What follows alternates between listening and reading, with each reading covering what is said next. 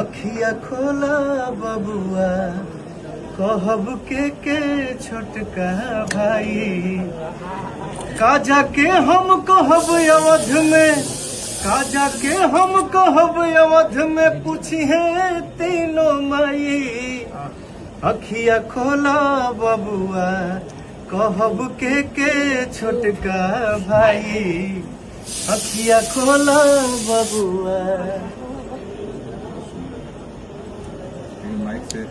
जीवन धन्य हो गया। ठीक है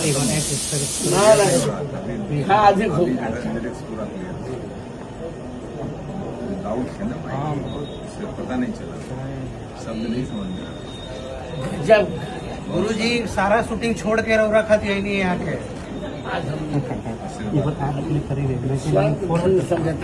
अरे बाबा हम धन्य हो गए नहीं कि हमारा सौभाग्य हुआ।